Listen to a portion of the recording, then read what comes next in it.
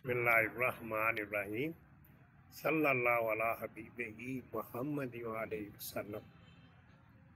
दोस्तों आज तुहाडे नाल असीं एक नुस्खा शेयर कर रहे हैं बालां दे मुतल्लक।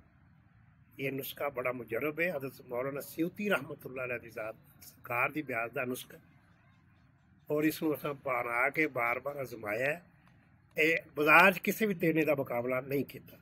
बड़ी अच्छा तेल ये बालों वास्ते तेल तैयार होता। इसकी कोई वजाहत करने बस अगर इखलास सालिया मोतदिल हों तो बाल अपने रंग और माहियत में अच्छे होते हैं। अगर इखलात में खुश्की ज्यादा हो जाए तो बाल फट जाते हैं, कमजोर हो जाते हैं।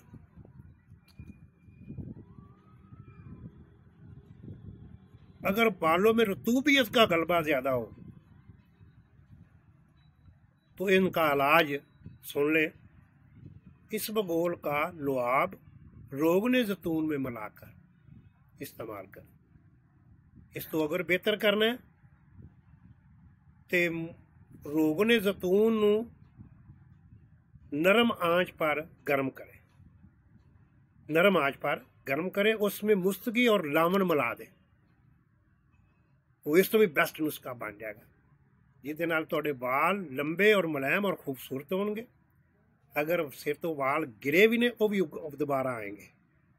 तो यानी कि इस तो मुजरब नुस्खा असा नहीं को वेख्या, कई बार आजमाया असा और बड़े नू बना बना के असीं देने और बेहतरीन नुस्खा।